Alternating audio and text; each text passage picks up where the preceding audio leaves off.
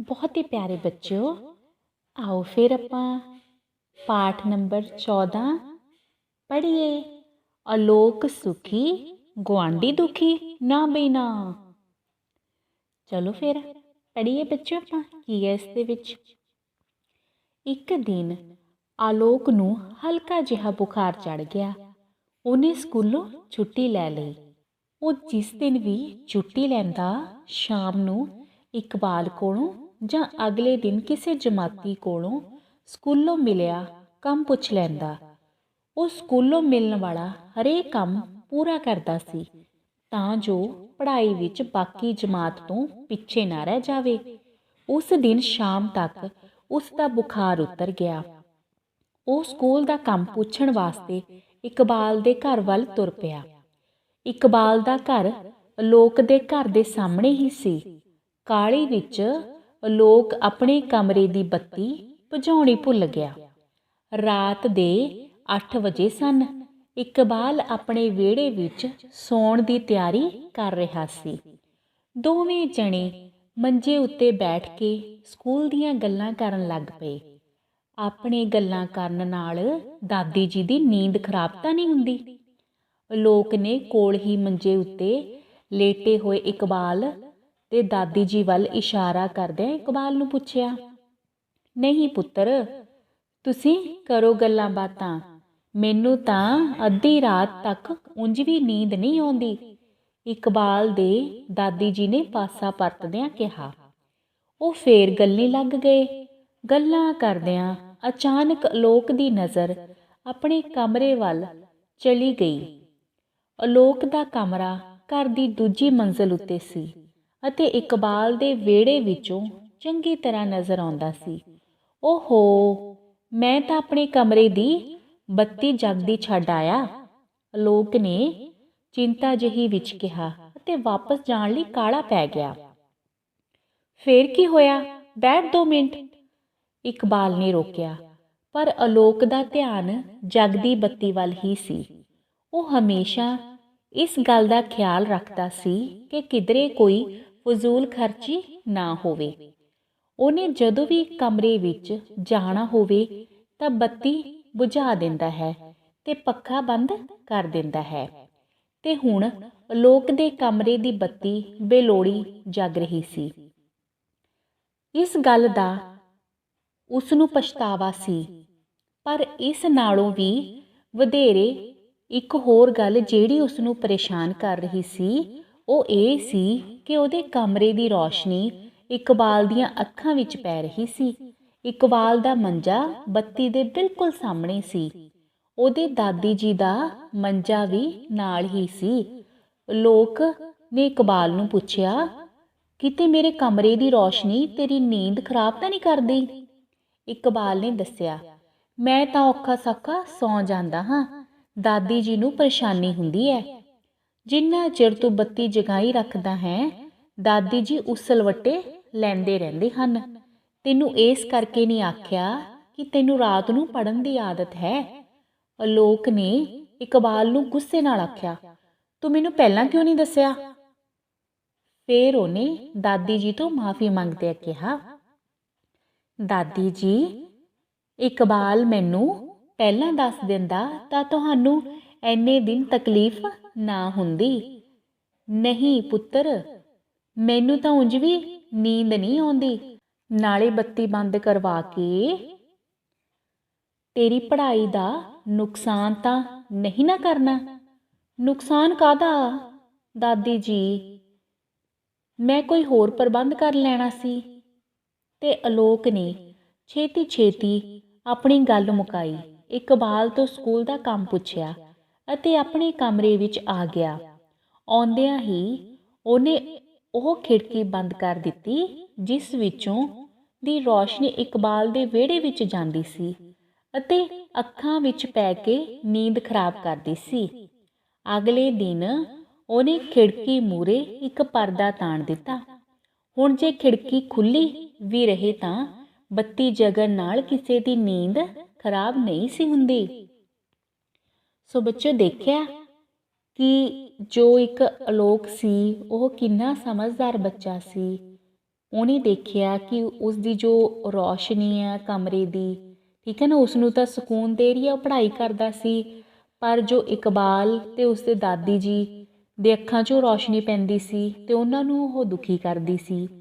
ਸੋ ਬੱਚਿਓ, ਆਪਾਂ ਨੇ ਇਸ ਪਾਠ ਤੋਂ ਇਹੀ ਸਿੱਖਿਆ ਲੈਣੀ ਆ ਵੀ ਆਪਣੇ ਸੁੱਖ ਨੇ ਜੋ ਆਪਾਂ ਨੂੰ ਵਧੀਆ ਲੱਗਦੇ ਨੇ, ਉਹ ਕਿਤੇ ਸਾਡੇ ਗੁਆਂਢੀਆਂ ਨੂੰ ਦੁਖੀ ਤਾਂ ਨਹੀਂ ਕਰਦੇ। ਠੀਕ ਹੈ ਬੱਚੋ, ਕਿਉਂਕਿ ਰਿਸ਼ਤੇਦਾਰ ਆਪਣੇ ਬਹੁਤ ਦੂਰ ਹੁੰਦੇ ਨੇ।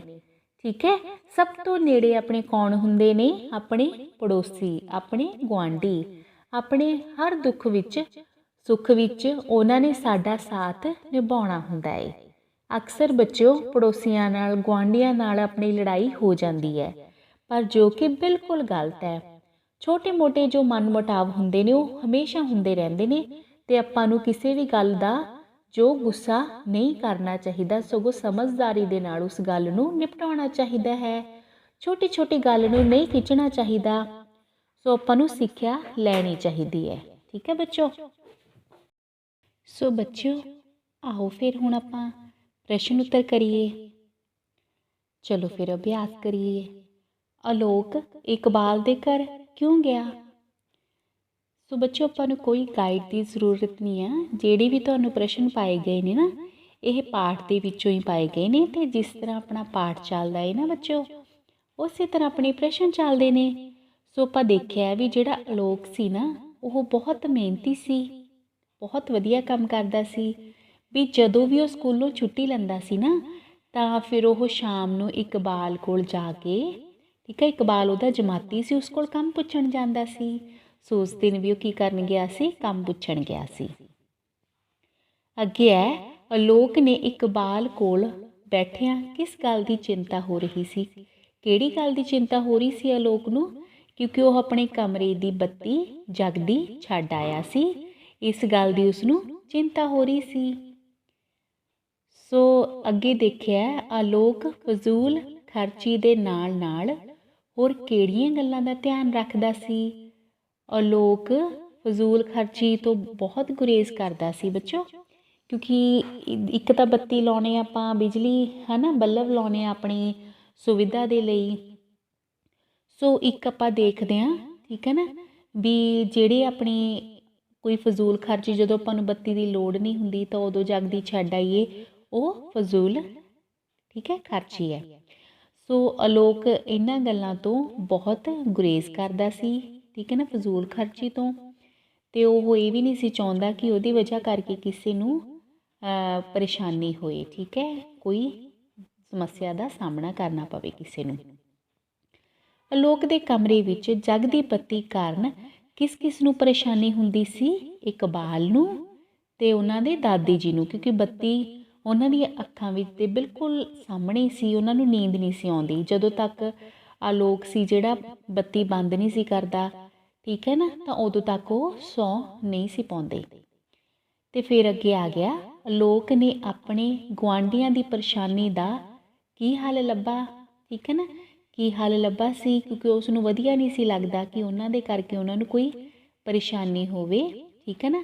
ਉਹ ਕਹਿੰਦਾ ਸੀ ਵੀ ਛੇਤੀ ਛੇਤੀ ਮਤਲਬ ਉਹ ਖਿੜਕੀ ਬੰਦ ਕਰੇਗਾ, ਜਿਸ ਕਰਕੇ ਰੌਸ਼ਨੀ ਉਹਨਾਂ ਦੀ ਵਿਹੜੇ 'ਚ ਜਾ ਕੇ ਪਰੇਸ਼ਾਨ ਨਾ ਕਰੇ, ਠੀਕ ਹੈ ਨਾ, ਅਤੇ ਉਹ ਪੜ੍ਹ ਵੀ ਲਏ, ਠੀਕ ਹੈ ਨਾ। ਜੇ ਖਿੜਕੀ ਵੀ ਖੋਲ੍ਹਣੀ ਆ ਤਾਂ ਪਰਦਾ ਤਾਣ ਦੇਣਾ ਹੈ ਅੱਗੇ।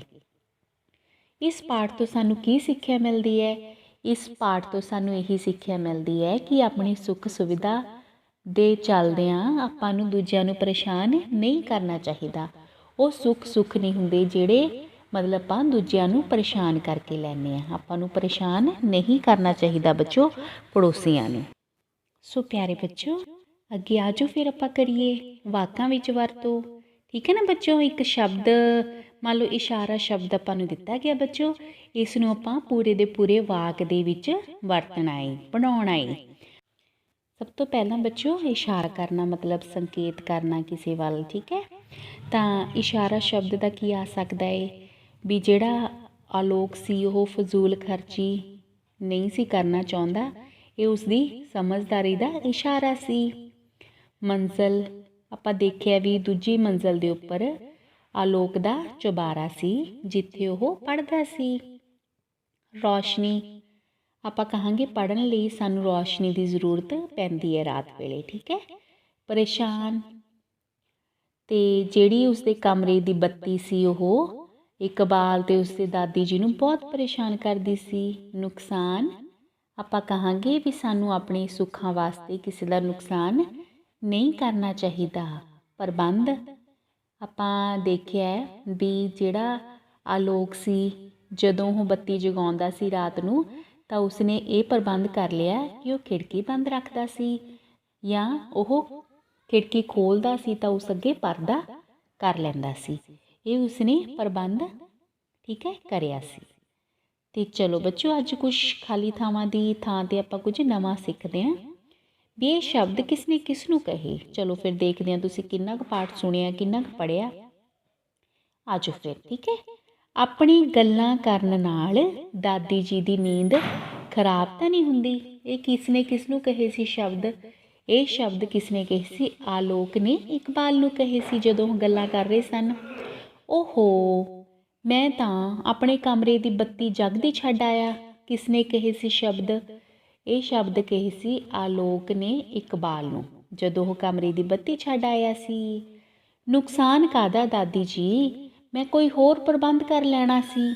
ਇਹ ਸ਼ਬਦ ਕਿਸ ਨੇ ਕਿਸ ਨੂੰ ਕਹੇ ਸੀ? ਇਹ ਸ਼ਬਦ ਕਹੇ ਸੀ ਆਲੋਕ ਨੇ ਉਹਨਾਂ ਦੇ ਜੋ ਇਕਬਾਲ ਦੇ ਦਾਦੀ ਜੀ ਨੂੰ। ਸੋ ਮੈਨੂੰ ਯਕੀਨ ਹੈ ਕਿ ਮੇਰੇ ਪਿਆਰੇ ਪਿਆਰੇ ਬੱਚਿਆਂ ਨੇ ਪੂਰੀ ਚੰਗੀ ਤਰ੍ਹਾਂ ਇਸ ਨੂੰ ਸੁਣਿਆ ਏ, ਸਮਝਿਆ ਏ ਤੇ ਪੂਰਾ ਇਸ 'ਚੋਂ ਸਾਰ ਨਿਚੋੜ ਦੇਖ ਕੇ ਇਹ ਗੱਲ ਆਖਣੀ ਹੈ ਕਿ ਅਸੀਂ ਕਿਸੇ ਦਾ ਨੁਕਸਾਨ ਨਹੀਂ ਕਰਨਾ ਬੱਚਿਓ, ਠੀਕ ਹੈ। ਫਿਰ ਆਪਾਂ ਨੂੰ ਸਾਰੇ ਚੰਗਾ ਚੰਗਾ ਬੱਚਾ ਕਹਿਣਗੇ। ਧੰਨਵਾਦ ਬੱਚਿਓ।